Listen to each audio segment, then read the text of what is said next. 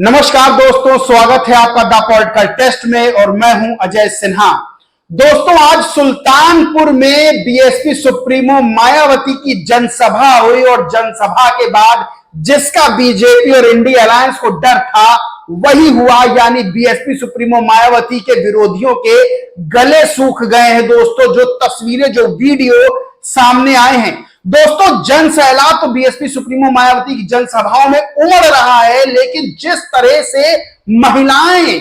तरह से महिलाओं की भागीदारी बीएसपी सुप्रीमो मायावती की जनसभा में देखने को मिली है, उसने इस बात पे मोहर लगा दी है कि सुल्तानपुर में बीएसपी रिकॉर्ड कायम करने जा रही है। यह आपको पता है कि 2019 में सुल्तानपुर लोकसभा सीट पर बहुत कम मार्जिन से जो है वो बीजेपी से हार हुई थी बीएसपी की, लेकिन इस बार दोस्तों रिकॉर्ड बनने वाला है। ये बातें निकलकर सामने आ रही हैं और जो भीड़ उमड़ी, जो सैलाब उमड़ा है सुल्तानपुर में मायावती को सुनने के लिए, बीएसपी सुप्रीमो मायावती को सुनने के लिए, उनकी जनसभा में वो साफ बता रहा है कि जो दीवानगी है बीएसपी सुप्रीमो के प्रति वो 2024 में दोस्तों और बड़ी है। आपको वीडियो दिखाते हैं, उससे पहले आपको बता दें कि बीएसपी सुप्रीमो मायावती ने जनसभा करके बीजेपी को जबरदस्त घेरा और कहा कि जो आप राशन देते हो वो जनता के टैक्स के पैसे से है और कोई एहसान नहीं करते हो।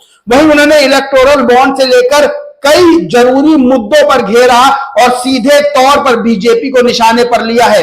दोस्तों, सबसे बड़ी बात बता दें कि उन्होंने भाजपा और आरएसएस पर अपनी जेब से लोगों को राशन ना देने का आरोप लगाया, यानी आरोप लगाया कि भाजपा और आरएसएस अपनी जेब से राशन नहीं देती है बल्कि जनता के पैसे से राशन देती है। दोस्तों, सुल्तानपुर लोकसभा सीट पर जो बीएसपी सुप्रीमो मायावती ने रैली की है, दोस्तों अभी मैं वीडियो दिखाऊंगा। जन सैलाब जिसे कहते हैं कि वाकई जो जन सैलाब होता है, वाकई जो तूफान होता है, वो देखने को मिला। अब मैं आपको वीडियो दिखाता हूं और उसके बाद कुछ आंकड़े बताता हूं कि किस तरह से सुल्तानपुर लोकसभा सीट पर बीएसपी रिकॉर्ड कायम करने वाली है। आपको पहले मैं वीडियो दिखा देता हूं दोस्तों।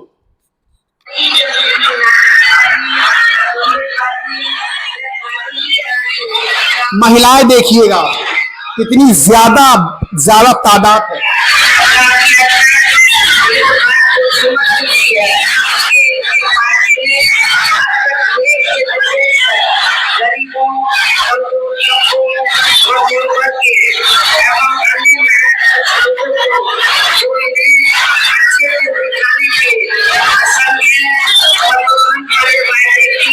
अब आपको एक वीडियो दिखाता हूं जिसमें बाकायदा पहली बार आपने देखा होगा जो नारे लगातार लगे हैं।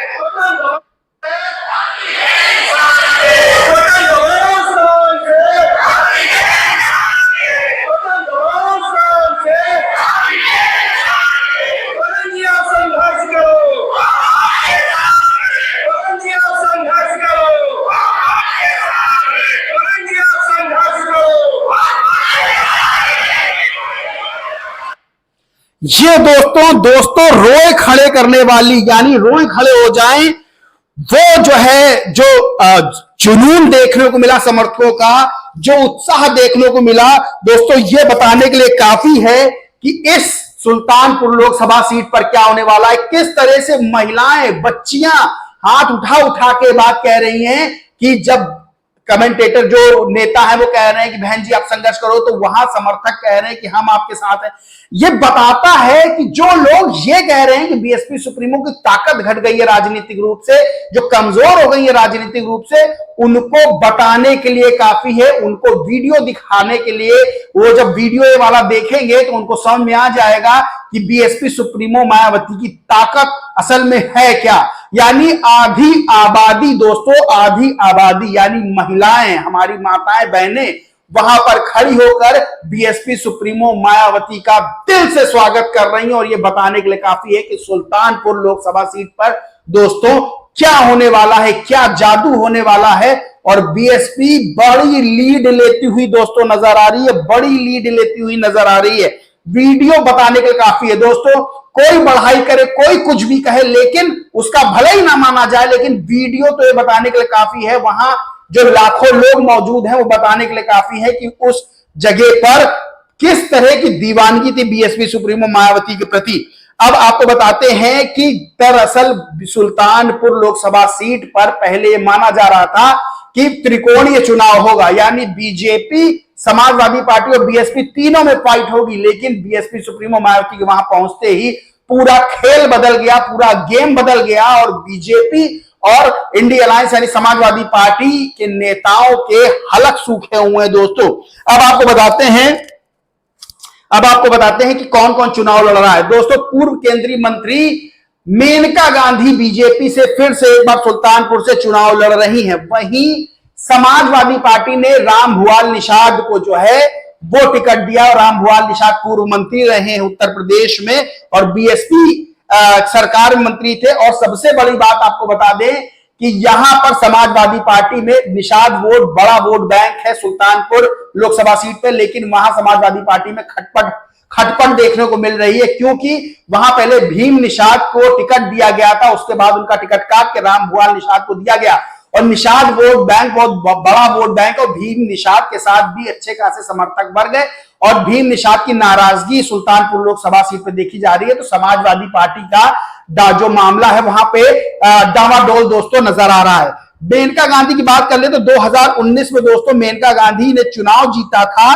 2019 में मेनका गांधी चुनाव जीती थी और कुछ ही वोट से, कुछ हजार वोट से जो है वो बीएसपी के प्रत्याशी थे, उनकी हार हुई थी उस सीट पर दोस्तों।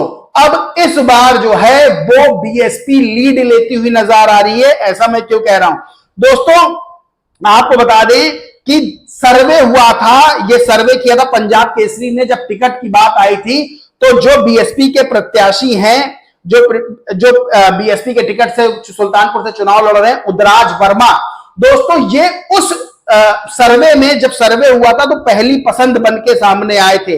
आपको दिखा देते हैं, जब वहां विधानसभा की 5 सीटें हैं, उन सीटों पर सर्वे कराया गया कि पहली पसंद कौन सी है, तो ये माना गया था, जब ये टिकट की बात हो रही तब तक टिकट किसी को मिले नहीं थे, तो उस समय पंजाब केसरी के सर्वे में उदराज पहली पसंद बने थे और 4 सीटों पर इनको बढ़त थी, यानी ये पसंदीदा उस समय के प्रत्याशी माने जा रहे थे कि अगर ये चुनाव में उतरते हैं, लड़ते हैं तो पहली पसंद होगी। और दोस्तों बीएसपी ने उदराज वर्मा को टिकट दिया है, सबसे युवा है और अच्छी खासी लोकप्रियता है। आपको दिखा देते हैं पंजाब केसरी का दोस्तों, ये 2024 फरवरी का है और लंबुआ में इनको 49% वोट मिला था, सुल्तानपुर में 37%, सदर में 47%, इसौली में 30% और कादीपुर में 42%, यानी इनको टोटल जो वोट मिला था, जब इनको आंका गया कि कितने लोग चाहते हैं कि चुनाव लड़े, तो 51% लोगों ने उदराज वर्मा का समर्थन किया था। वहीं जो पंजाब केसरी की खबर के अनुसार संतोष पांडे हैं, उनको 35% लोगों ने समर्थन दिया था, यानी कहा था कि इनको चुनाव लड़ना चाहिए, लेकिन 51% उदराज वर्मा को सुल्तानपुर लोकसभा सीट से लोगों ने पसंद किया था और उदराज वर्मा को ही टिकट जो है बीएसपी ने दिया, यानी जो चुनाव से पहले जब टिकट बंटवारा भी नहीं हुआ था, जब ये कहा जा रहा था कि कौन चुनाव लड़ेगा, कौन पहली पसंद बना हुआ है, तो सुल्तानपुर लोकसभा सीट से दोस्तों उदराज वर्मा पहली पसंद 51% के साथ थे और उनको बीएसपी ने टिकट दिया। बीएसपी सुप्रीमो मायावती ने उदराज वर्मा पर भरोसा जताया और वो चुनाव दोस्तों लड़ रहे हैं और ये माना जा रहा है कि उदराज वर्मा जो है वो लोकसभा चुनाव 2024 में जो है बड़ा कमाल करने वाले हैं और बीएसपी सुप्रीमो मायावती के उस सीट पर जाते ही, यानी जनसभा करते ही पूरा माहौल बदल गया।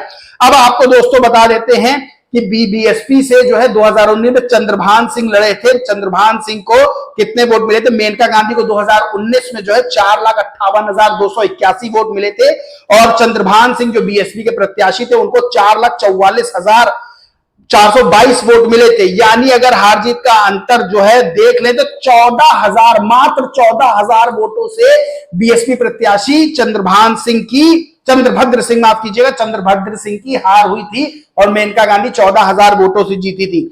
अब आपको यहां पर जाति समीकरण, क्योंकि दोस्तों आप सब जानते हैं कि इस बार जाति समीकरण बहुत मायने रख रहा है जीत और हार के लिए, तो आपको बता दें कि लगभग जो आबादी 2011 के जनगणना के अनुसार जो आबादी है वो 23,52,000 है। वहीं इसमें 93.75% जो है वो ग्रामीण जो है मतदाता है और 6.25% शहरी आबादी है। अब अनुसूचित जाति की बात कर ले यानी दलित वोट बैंक की बात कर ले तो 21.29% यानी लगभग 21.5% वोट बैंक, सबसे ज्यादा वोट बैंक जो है वो अनुसूचित जाति का है। वहीं अगर बात कर ले मुस्लिम और ठाकुर ब्राह्मण वोट बैंक की तो इस क्षेत्र में मुस्लिम ठाकुर ब्राह्मण वोट बैंक भी अच्छी खासी तादाद में है और वहीं जो है जो ओबीसी की आबादी है वो भी ज्यादा है, लेकिन जो है दोस्तों जो कुर्मी वोट है वो बहुत मायने रखता है, यानी दलित वोट बैंक सबसे बड़ा वोट बैंक है इस सीट पे और कुर्मी वोट बैंक भी जो है वो 1.5 लाख से ऊपर का वोट बैंक है। यानी जिस जो प्रत्याशी बीएसपी के हैं उदराज वर्मा, उनका खुद का वोट बैंक बड़ा वोट बैंक है और दलित वोट बैंक के साथ मिलके दोस्तों एक तरफा चुनाव, एक तरफा, यानी अगर 23 लाख का 21% मान ले दोस्तों तो ये हो जाता है लगभग जो है 21% अगर मान ले तो 4.5 लाख से ज्यादा वोट जो है वो ऐसे ही हो जाते हैं। यानी दलित वोट बैंक खाली 4.5 लाख फीसदी है, वहीं 1.5 लाख के लगभग कुर्मी वोट बैंक है। अगर मिला ले तो 6 लाख वोट बैंक तो ऐसे ही हो रहा है, 6 लाख वोट तो ऐसे ही हो रहे हैं। और यहां पर जो मेनका गांधी जीती थी, मेनका गांधी जो चुनाव जीती थी वो जीती थी 4,58,000 वोट से, यानी 6 लाख वोट बैंक तो ऐसे ही हो रहा है एक तरफा। यानी जो 2019 में मेनका गांधी जितने वोट लेके जीती थी लगभग 1.5 लाख वोट तो उदराज वर्मा को उससे ज्यादा ऐसे ही मिल रहे हैं अगर आंकड़ों के हिसाब से देखा जाए।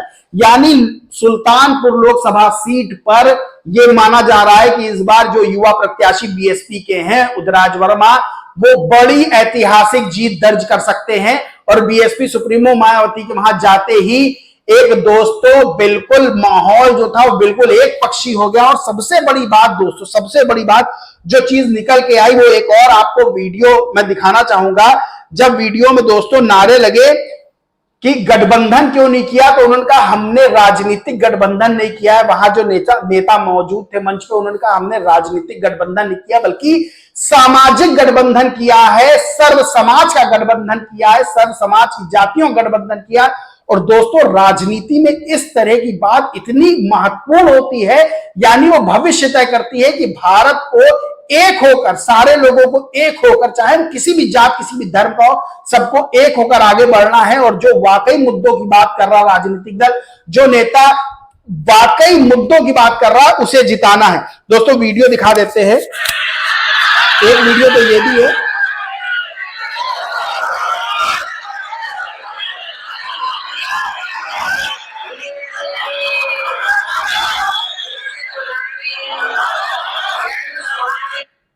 एक तो वीडियो ये है,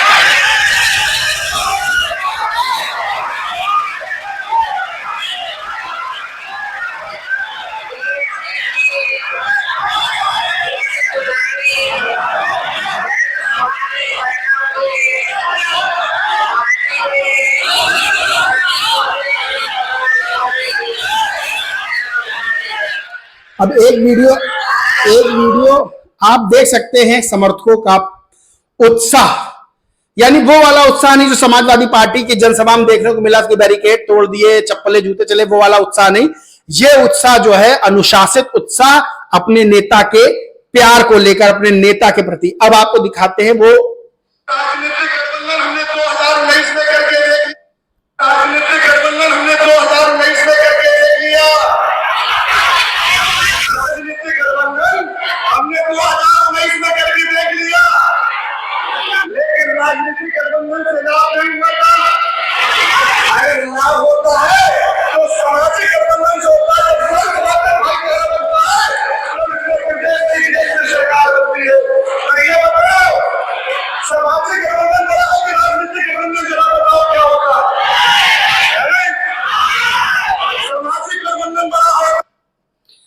यानी बहुत बड़ी बात कि राजनीतिक गठबंधन नहीं बल्कि देश में सरकार सामाजिक गठबंधन से बनती है। और समाज जब एक होता है और मुद्दों पर वोट देता है, वो जानता है किस नेता को मुद्दों पर वोट देना है, तब एक बढ़िया देश का, बढ़िया समाज का दोस्तों निर्माण होता है। दोस्तों इस पूरे मामले पर आपका क्या मानना है, क्या कहना है, कमेंट करके जरूर बताएं।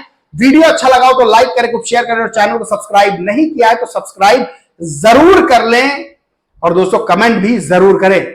जय हिंद, जय भारत।